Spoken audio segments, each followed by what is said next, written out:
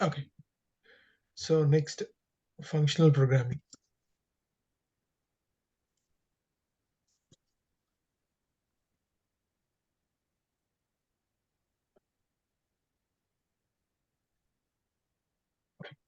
The next thing that we can focus is on, हाँ 2 minute.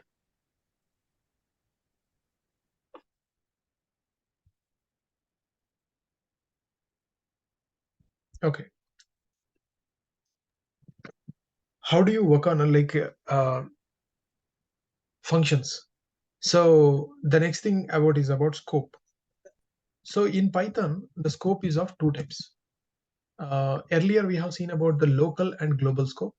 That's one thing. And the next one is about, so LEGB. This is the most important thing. So if anyone asks about like what is the scoping in Python, so Python supports like LEGB. These are four things. Means local, enclosed, global, and built-in. You earlier saw what is a local scope and what is a global scope. Now the other two, what is a built-in and enclosed. By the name itself, you can understand like um, what is like local, global, enclosed, and so and so. Maybe like enclosed and these two, we will go a bit ahead and to show you how things works. Say what is a built-in scope. So we will go something like that. Maybe like I will write a small function, simple function I have written, and so within that I define like, so pi is equal to say 333, and I am trying to print, so print of, this is called as local scope, right? Local scope is equal to, so pi value. If you print locals also, you get the same thing, right? So that's what the point of locals function. So if you ask, you get the same thing.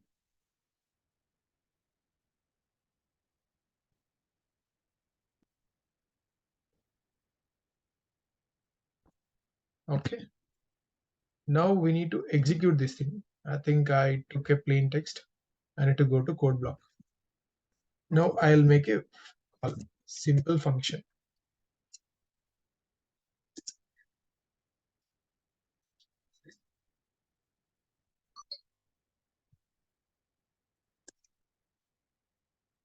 So now if you execute, why it's not showing it?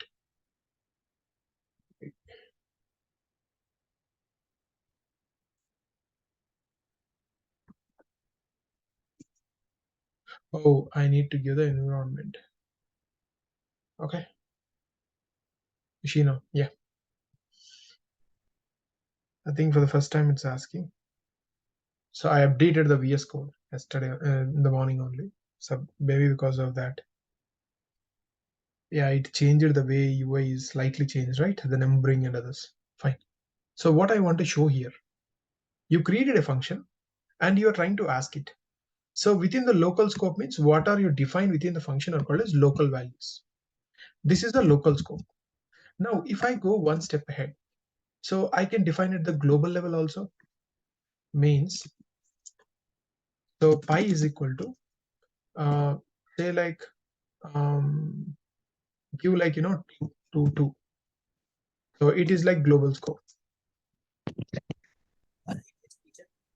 So when you have both local and global scope, which one will be preferred? Obviously, local will be preferred. If the local was not there, in that case, global will be preferred. Say if I comment it, in that case, you can see the local scope is again 222, because whatever you define as the global value, the same thing you are getting. But if both are there, so local will be preferred. So next, one more thing that you see is about, so what is a built-in scope? Built-in scope means, math module is there, right? From math import pi. So that is also same exact like us. There is something called as built-in scope. So if I define that, what will happen? I have local was commented, but I have like global and built-in. So whichever is like minimum. So the global is there. That's why you're getting global value. What if you comment even the global scope? So then it will go to the built-in scope. Now, are you trying to understand what I'm trying to say? So for any value if you give, if there are multiple values, it will take the least value among them. So for any value within the function, so it will try to check locally first. If not, then it will check the globally. If not, it will check in the built-ins. If there is also not there, then that's where like it will throw in error for any variable. So it will think like that. Now we understood about built-in means either a built-in function or a module or whatever might be. So built-in scope means even if you say true, true is a built-in value, right? This is also built-in. So like that built-in scope is there. Global scope means what are you defined outside the functions are called as global scope, and what are you defined within the functions are called as local scope. Now you understood these three scopes. So in Python 2, these three are there. In Python 3, they introduced a new scope called as enclosure scope. This is very interesting. So you earlier did a for loop, you remember? So comprehension, I for I in, so some range of 10. Hope you remember? Like this we did. If I say like this. So if I execute, what will happen? What are the values are there? It will execute as it is, right? Fine. Now instead of I will mark it as pi. I can give any name, right? Within the function. So I'll just execute. So you made the pi like this. So it will happen. Now I will show you what is that. See, the same py value I placed in the starting. Means you define something. So here, and then global or whatever might be, and within the function, within the enclosed braces, you define with the same variable name. So what is this pi value within this function? Each time value from 0, 1, 2, 3 till 9, right? So in Python 2, if you write a code like this, what are the last value of pi, which is 9. So when you print, it will be 9. So in Python 3, they introduced this scope called as enclosed scope. So whatever the changes you do for the same variable, so within them will not be reflected outside. So local changes will not reflect like that. Is it clear about enclosure scope? So these were like 4 types of scopes we have. Next, same like this, there is one more thing called as partial functions. This is very interesting. So very few people have an idea of there is something called as partial functions. What do you mean by partial function? The name itself is saying a partial function. Partially only it will do. What do you mean by partially doing? This kind of like, easy, right? Let me take a simple example for you to understand. Say I have a small function, general ordinary function, multiply. If I give two variables, it will do multiplication and give the result. I defined the function. I asked 3 times with different values. I got it. And did you observe that in all these 3 cases, is there anything common? Yes. The first argument is 2 for all the things, right? Whenever you have this kind of way of doing, so to make the things much more easy, so there is something called as func tools. There's a module called as func tools. Slowly you will learn about all these things. So you need to do like this, func tools dot partial of. Which of the function is there? This is the ordinary function. Give that function. And what is the one of the argument that you want to make it as 2? So for that, I created a new variable called as multiply 2. If I ask, hey, what is multiply 2? Multiply 2 is a partial function. So with the multiply as a function name, and one of the argument is 2. So now it's very easy. So same like how you do for the others, we can do here also. Means, so now we have what? Multiply is there. Multiply expects 2 and 3. If I give 2 3 is a 6.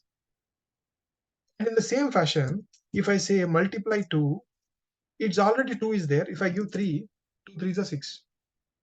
And it don't take like 2 arguments because it takes only 1 argument. If you do 2 3, it will throw in error. So because like it can't accept 3, right? Already 2 will go. So what it is saying? I expect 2 arguments, but you gave me 3 arguments. So to prove that, I can do simply like this, right? I can do an asserts. Hope you understood this assert statement I told. You give any condition and write an assert before that. If the condition is satisfied, then it will not throw any error. If condition is not satisfied, then it will throw in error. This is called as assertion errors. And these statements you should not do in production code. It is only for the testing. You see? So 2 multiply 2 of 4 is same like ordinary multiplier 2 and 4. Sir, will there be people like this kind of case also? Yes, of course. So we will have different kinds of use cases with functions. So that's why they created. Again, go with one more example.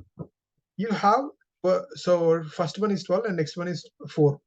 First one is 24, 22 and so and so. If you have this kind of logic, then how do you address it? So we need to create a partial function with 4. So multiply is a function and 4 is the argument. Or you can explicitly give y equal to 4. So it doesn't matter here in this case, anything is fine, right?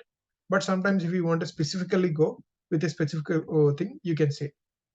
Then if after that, if I ask, hey, what is multiply? Again, it says I'm a partial function with respect to this. So based upon that, we can do. Say first, if I execute, I get something. If I register with this, you can see that partial function of multiply and one of the values is so and so. Now it works exactly like what you do. And the one more beauty is that for any function, as told, functions are like first class arguments. It also has the attributes. Same like an integers and float and so and so. Even functions also have, even partial functions also have arguments. So if you see now, not only just displaying, if I say, hey, what is the function means? As it is a partial function, to which function it is registered, that function it is giving. What are the arguments it is asking? And you didn't give a keyword ordinary arguments, you get keyword arguments like y equal to 4. That's why you got it. So based upon this example, so you take some time to do some assignment, which is into creating a calculator software, so which does like all addition, subtraction, 4 operations, and trying to incorporate partial functions to achieve the same. So, and one last thing, these partial functions are not just designed for user-defined functions. You can do the partial functions even for built-ins also. Hope you remember in the starting class I told there are, so 70 around, so built-in functions are there. Let's take int is a built-in function, right? If you pass like 12, so it's gonna give like 12 or like 12.5 or whatever you give, it tries to do. So if you go in quotes, it's try to convert an integer. So if you want to create a partial function for that, I can say int base equal to 2. So then like I can pass. So ordinary int function will do what? Not only these things, say it is doing like this. Say you give a base string like this and it can convert. And whatever I am doing right now, so what is the variable I created? Base 2. So this is exactly same as base 2 of this one, because base I am giving. So like this, I created a function and its thing. So, and not only that, so for this, we can also add a doc strings also. Hope you remember ordinary functions, I added doc strings. Like this, we can add doc strings also. So we can do whatever you want. So not only that, we can take for a, so the other side, like, so bin is a built-in function, right? For converting integer to so and so. So I can tell like, so bin is a function, bin func I write, bin func. And for that, I am writing some doc strings and I am passing like some value. So like this, it's a vice versa, right? Operation. If I execute, it's working as it is. So like this is one example for you to show you. But like, so generally in real time, we can do a lot of good examples. So one good example is like, you have Euclidean distance, you remember? So Cartesian coordinate distances, if you are aware or remember of what you have learned in the math. If you give 2 points, we calculate the distance between them. That is called as Euclidean distance. So this is one of the real-time example which I used. So when I want to do the Euclidean distance, we need to every time specify 2 points. Between the 2 points, we need to calculate. Sometimes, mostly we calculate from the origin, means from the 0th position. So when you want to calculate from the 0th position, so don't you think like we can give 0 as one of the point and do it? Because like see here, in this ordinary case, you pass like 2 points, you do it. And you observe that both the cases, the first point is 0, 0, 0. So I can create one of the partial function for this and use from it. So partial function, how I get? From functools, import partial. See, there are two ways, right? Either you import the functool modules and do functools.partial, like that also you can do, or from the entire module you want to implement only one. So this is called a selective import. So like this also you can do. So now we hope you understood what is the beauty and intention of going for partial functions. So the next thing that I want to touch is on lambdas. This is very, very interesting thing. Lambda functions. So one of the few languages which initially started. So now other languages are also getting inspired by this function programming, mainly lambdas. So lambda function is also called as the anonymous function. So why it is called as anonymous function?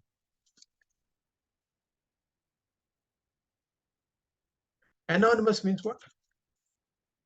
Without any name or reference, right? So how we create first a lambda function and why it is called as anonymous? Let's see. Let me take a small example where I have a function which takes one input, it multiplies into 2, and it gives the output. So what are the value you give to it? It will doubles it. So for the same thing, I create one more lambda. So I'm using lambda. There is a lambda is a keyword.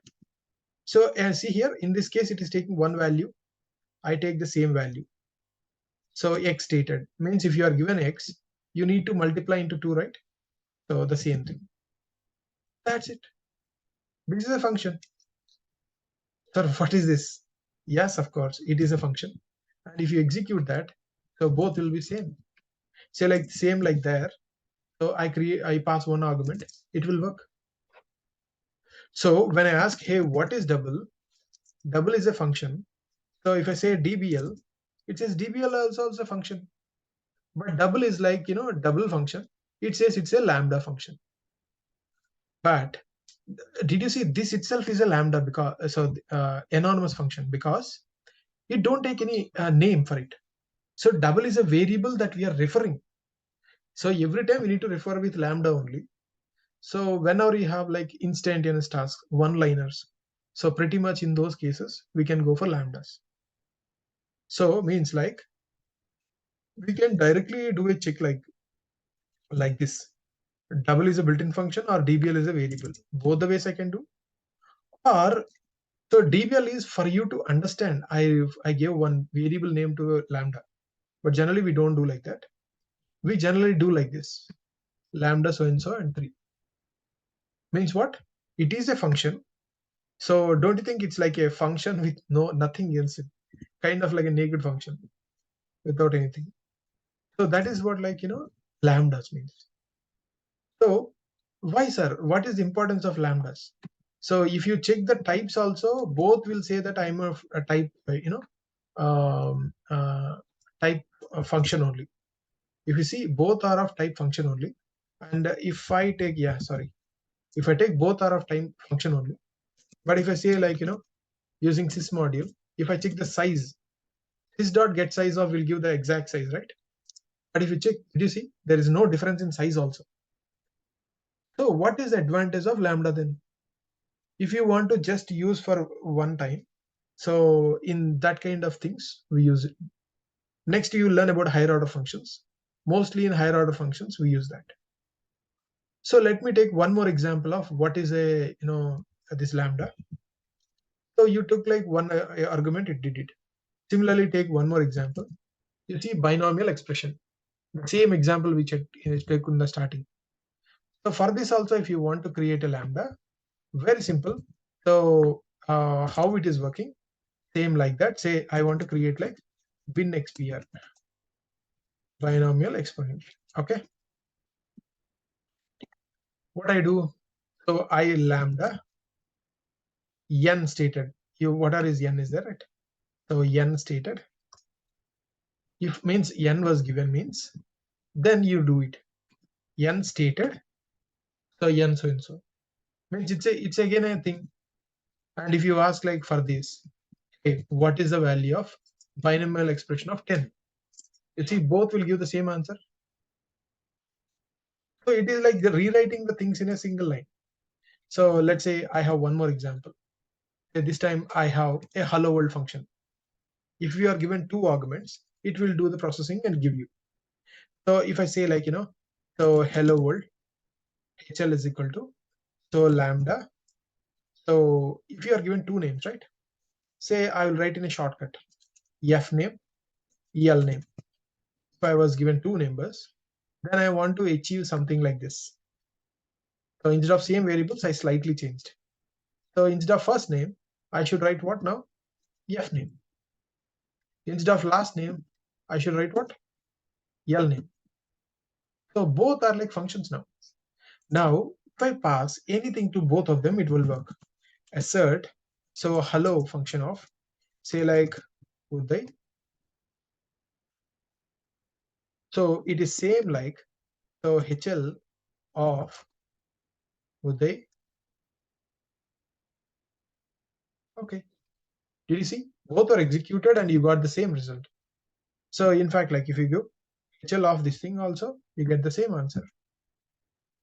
Hope it's clear. So fine. So not only this. So let me go for one more example. So this time for the lambdas, I'm taking somewhat complex example. I have given a function where check evenness. If I need to check whether a number is even or not. So what you have this condition, right? So it's not like a single statement. You have a multiple lines. So then can we do it? No. If you want to achieve this to be like a lambda, it should be like a one-liner. Only in that case we can do. Hope you know, right? The same thing we can do in a better way without this. How to do that? So without that, so return. So this is like a ternary operation.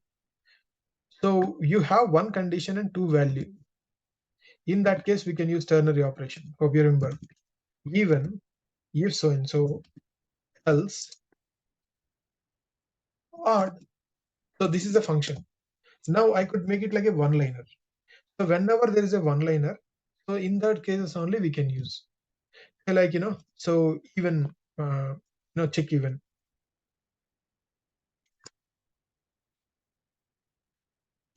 Even equal to lambda. So what is that number? Means n stated. If you are given a number, n stated, even, so if n percentile 2 equal to 0, else odd. I'm trying to use the same context. This I'm changing slowly the variables, but you get the same answers no matter how you use. So if I say assert, so check evenness of 2 is same as, so check even of 2. So similarly, if I check like, check even of 3, it's same like check even of 3. Both will give you exactly same answer. I hope you're slowly understanding, right, what I'm trying to say. So let me give you not only this, let me go a bit more complex. Now you understood about lambdas, right, how they are working and so and so. So this time I want to take like lambda function returning lambda. Till now we have seen function returning variables and others, right? First time I'm showing like function returning lambda. Lambda means again another function. Okay, instead of a return a small message, so this is like a typical message, right? Now we understood about lambdas, everything is good. Now I want to pass a function called as greet equal to wish happy birthday. So then like I will ask, hey, what is the value of it? If I ask, it says, fine, happy birthday. So, and if you ask like, hey, what is the type of function? That also you can check, right? It says it's of type string. Now slightly I will change. So instead of that, I want to return some customization. Means like instead of a return, I want to say like return lambda. If you are given a message, right? So um, so message is the name. Whatever is the thing that you are given. Message was given. I want to say like message dot upper. If you are given message dot upper, I'm saying. Now you see what will happen. It is saying, hey, it's not a value. So it is saying like, so it is of type function, and it is returning a lambda like this. Something very interesting, right? Okay, now I understood. Great. And I'm making a call. What is saying? It is missing one argument. It is saying means though you gave like a hello world, happy birthday, it is expecting one more argument. So that is where I will show you something very interesting. So now if I say Uday, now did you see what happened? So in the function, you define something like this. See, for you to understand, I'm writing again. So you took a function, you write it. So again you passed, and you are making a call like so greet or say. So there you give. Now did you see? Your happy birthday was gone, but it didn't come. So this is what you need to understand. So whatever the message you passed is not coming, but something else is coming. So that's where your point is. Means lambda is returning a lambda means what? It's again a function. So that means, so instead of like that, you execute on your own, you'll understand. So you were given one more thing. Lambda is again a function. For this, you need to pass one more argument. So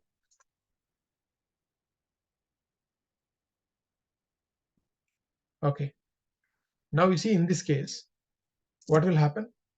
Hello world Uday is coming.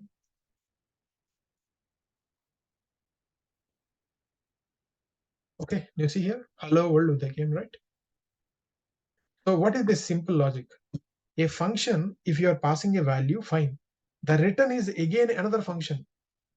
Means I will explain you the same thing.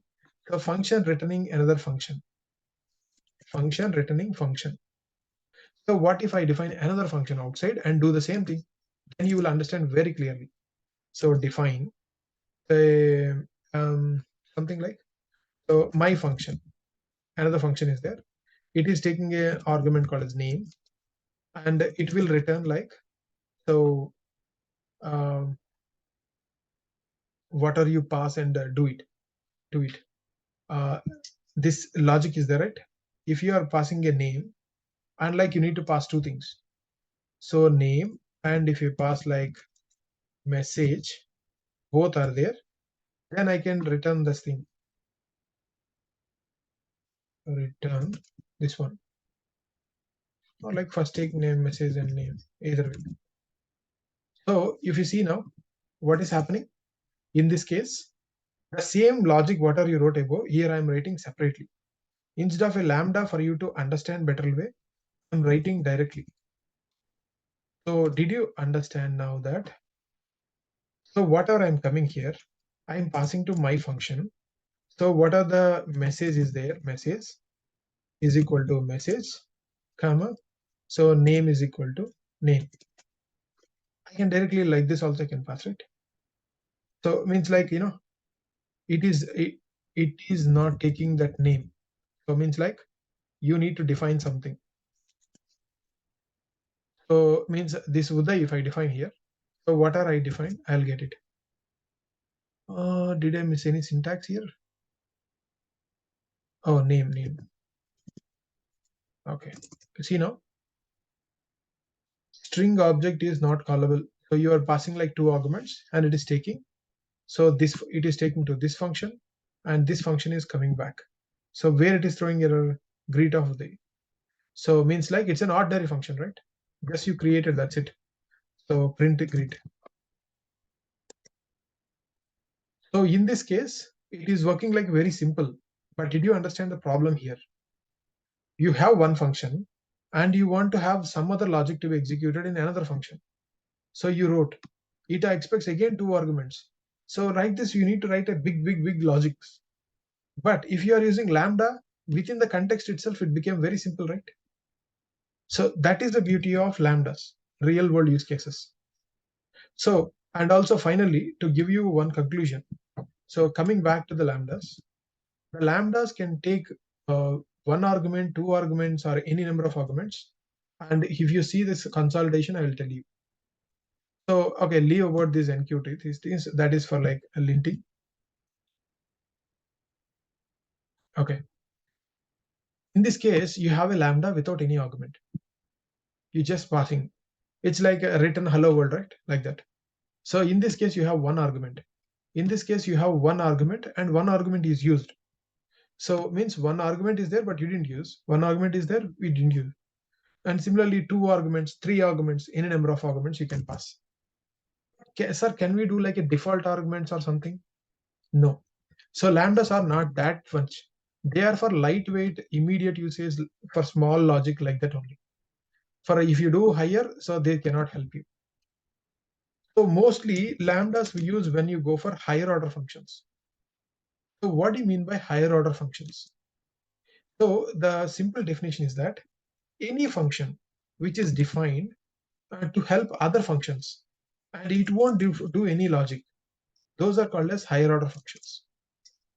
Functions that are designed to work on another functions. What is this another functions? How they work? If you see now, you'll understand. Let's say I have some logic for like, taking looping over say range of 9. So each time I will check whether the number is even or odd. If it is odd, then I will append. This is how we do, right, till now? Okay, I think I'm using a markdown. If I go with a code block, then I can do. You see now, it is a typical logic for looping over the 0 through 9 and getting all the numbers. Now, this problem, how you can better solve? So rather than doing all these things, I told you, so there is something called as a comprehension. So if the same odd number, say odd number 1 is equal to, so in a for loop, in a enclosed braces, what are the for loop is there, take it as it is. Okay. And after that, what are the condition is there? I told in comprehension, you can go with if conditions, right? Any number of ifs, but else is not there. So what you're doing, just appending the number. So doing the starting. Okay. So now if I print like, hey, what is odd numbers 1? Did you see this also gave the same answer? Means whenever you have a for loop and followed by some conditions, if they are simple enough, we can also write in a comprehension. Trust me, comprehension is much more faster in execution than this for loop. And also, if your comprehension is good for some small logics, but if you go for like bigger logics, comprehension can't help you. Because like if you have, say here, what is the check? Just percentile equal to. What if I want to do a prime number or something else? That's a big number, big check, right? So in that case, how to do? So you can write a function which can do that. So, and you can get with that. So means I can create a small function. What is saying 2 if percentile 2, else false.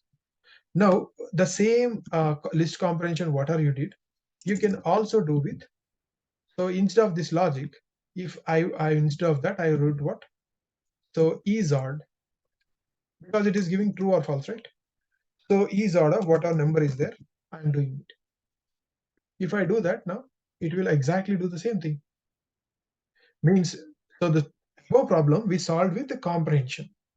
So means here also, whatever you have done, you can do like this also. When you go for a big complex logics, you can do. So instead of like number equal to, I can say like, so is odd of number. So like that we can do. Oh, this function, right?